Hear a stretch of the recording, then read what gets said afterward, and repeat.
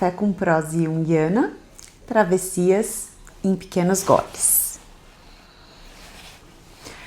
Por muito tempo a gente aprendeu que o luto ele tinha fases: negação, raiva, barganha, depressão e aceitação. Como se o luto fosse um caminho organizado, linear. Mas o que a experiência real nos mostra é que o luto não é bem assim. Ele não obedece uma sequência organizada. Ele não simplesmente melhora um pouco a cada dia. E ele não se resolve porque a gente entendeu alguma coisa. Inclusive, essa questão das fases, hoje a gente percebe quão dinâmica elas são, né? Não existe uma sequência, uma hora eu tô na raiva, outra hora eu tô na aceitação, outra hora eu tô na barganha, daí eu volto pra raiva, né? Então, esse modelo, ele é interessante sim, mas ele acaba não abarcando o luto na complexidade dele. E às vezes, a gente entender isso, né, não resolve, porque ainda assim dói. Tem dias que a dor, ela atravessa tudo. E tem dias que a gente respira, que a gente não sente tanto.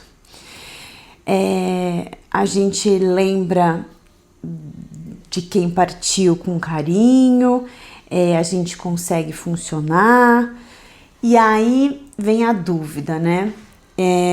Eu tô me sentindo melhor ou eu tô evitando sentir? Será que eu elaborei alguma coisa ou será que eu só me distraí? Será que essa leveza ela é real ou é uma defesa minha?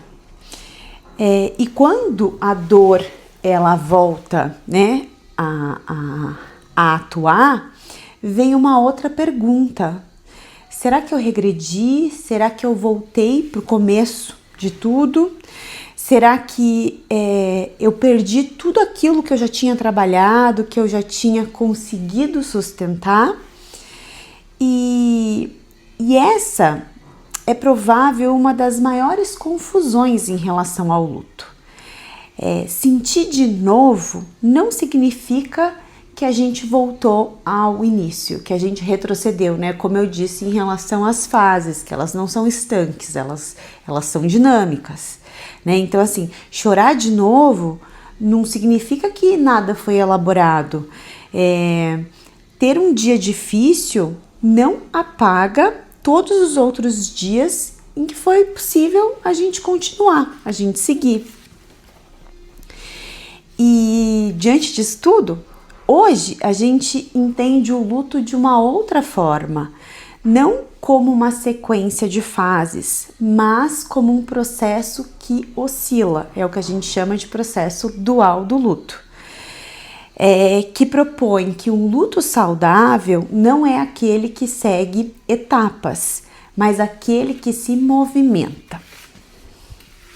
E isso é muito importante, porque muda completamente a pergunta. A pergunta, ela deixa de ser em que fase do luto eu estou e passa a ser como eu estou me movimentando entre a dor e a vida. E entre esses dois movimentos, momentos de contato com a perda, onde a dor vem forte, a saudade aperta, a ausência se impõe. E os momentos de restauração ou reparação, em que a vida se reorganiza, em que a gente respira e retoma as pequenas coisas.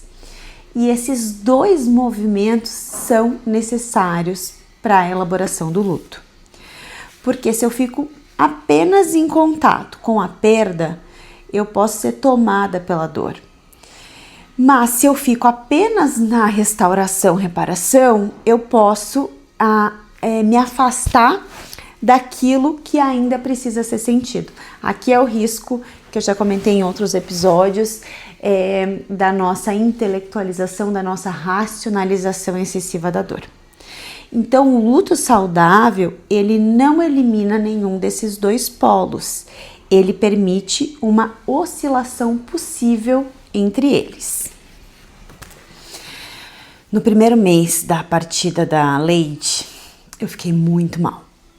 Eu até gravei um Reels no meu Instagram dizendo que eu havia subestimado o luto, que de alguma forma, por ser profissional da saúde mental, eu achei que eu estava indo super bem.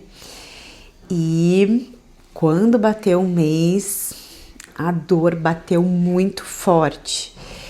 Porque não era só uma saudade, é como se a ausência dela tivesse ganhado forma, corpo, como se tudo em mim procurasse por ela, nos lugares onde ela costumava ficar em casa, no cantinho preferido dela do sofá, nos horários, na rotina, nos nossos pequenos rituais, né? Até hoje, quando eu tô descascando cenoura e a casca cai no chão, eu saio correndo para pegar, porque ela adorava comer casca de cenoura e ela não, né, nos últimos tempos ela não podia.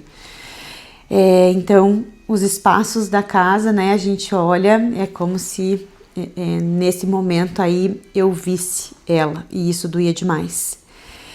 E por isso que é tão importante a gente perceber que o luto ele não é linear. Tem dias em que a dor parece voltar com a mesma força e tem outros dias em que a dor ela não volta igual. Ela volta, mas ela encontra uma psique que já está um pouco diferente, a consciência está um pouco mais capaz de sustentar essa ausência, e é como se o nosso ego estivesse um pouquinho mais fortalecido e menos vulnerável a ser tomado pela dor da ausência, né?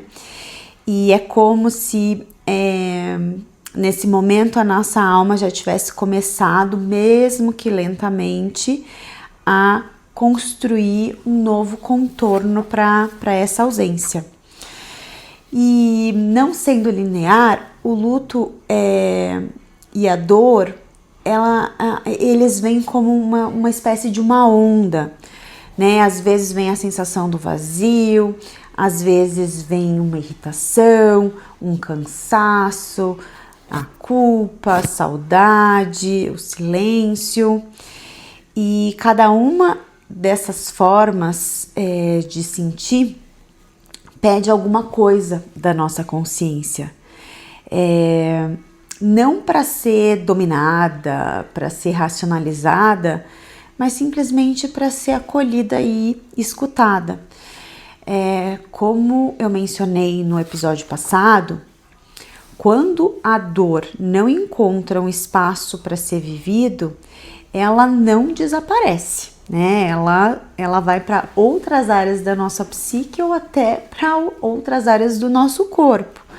E na psicologia analítica, a gente pode pensar que aquilo que não é elaborado, ele não desaparece. E elaborar não é querer controlar a dor, mas se relacionar com ela de um modo diferente.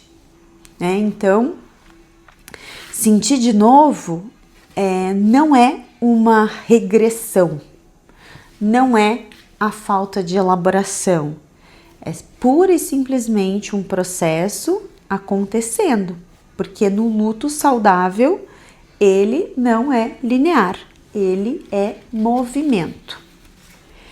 E com o tempo, a tendência é que os momentos de dor eles se tornem menos intensos e os momentos de reconstrução, de reparação se tornem mais presentes, até que a lembrança deixe de ser só sofrimento e passa a ser também afeto. E eu sinto que hoje eu já consigo vislumbrar momentos como esse, assim, de lembrar dela e rir, né? Por exemplo, aqui nos últimos dias foi muito, muito frio em Curitiba e ela era muito friorenta, então, e ela tinha uma roupinha muito fofa da Angel, namorada do Stitch, então eu já imaginava ela com a roupinha debaixo da coberta, e isso não me deixava triste, assim, no sentido de chorar, mas assim, vinha até um riso, assim, sabe? É como se de alguma forma eu estivesse internalizando ela, sabe?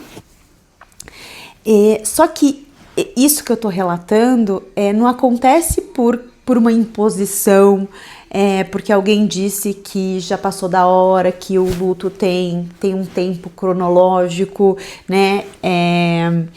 Não acontece porque o calendário mudou, né? Porque agora eu tô na véspera de fazer 2 meses da partida dela. Não tem nada a ver com isso. Mas a nossa cultura, ela gosta de medir, né? E o luto não passa batido nisso. Então, assim, é como se precisasse medir que um luto saudável tem que durar X tempo, ou tem que passar por aquelas fases todas. E hoje a gente percebe que não é bem assim, né? Que o luto, ele é movimento. Não existe um prazo razoável, existe o prazo que a pessoa vai conseguir elaborar. A nossa alma, ela não trabalha com cronômetro, ela trabalha com sentido, né? Então, quando eu trago esse exemplo em relação à roupinha da Angel, é justamente trazendo um sentido, entendendo que ela não tá mais aqui, mas isso não me impede de imaginar como seria se ela estivesse. E esse sentido, ele não acontece por imposição, ele vai se formando, né, espontaneamente na nossa psique, justamente na relação entre aquilo que foi vivido e aquilo que foi perdido. E aquilo que ainda pode nascer a partir dessa experiência. Não como uma substituição, mas como transformação.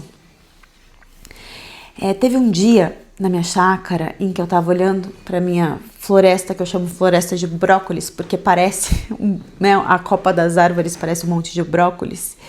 E aí me veio uma imagem bem simples, porque tava ventando muito e as árvores balançavam.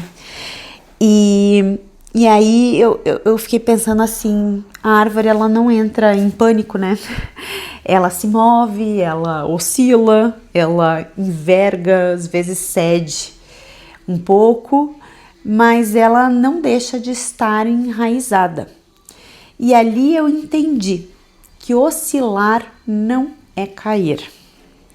E talvez o luto seja um pouco assim. Tem dias que o vento bate bem forte, tem dias que tudo balança, que parece que a gente não vai conseguir sustentar, que a gente não vai conseguir dar conta, mas balançar não é desmoronar. E sentir não é fracassar. Chorar de novo não é perder o caminho. É apenas a alma tentando continuar atravessando. Então, se você também está oscilando, você não está perdido. Talvez você só está vivendo o luto como ele realmente é. Hoje, você não precisa saber exatamente em qual ponto do luto você está, mas você precisa reconhecer que mesmo os dias difíceis, eles fazem parte da travessia. E sentir de novo não significa que você retrocedeu, que você voltou para o zero. Significa pura e simplesmente que algo ainda vive em você, pedindo para ser escutado, pedindo presença, pedindo tempo. Oscilar não é cair, é apenas o modo como a nossa alma às vezes continua atravessando. A gente continua no próximo café.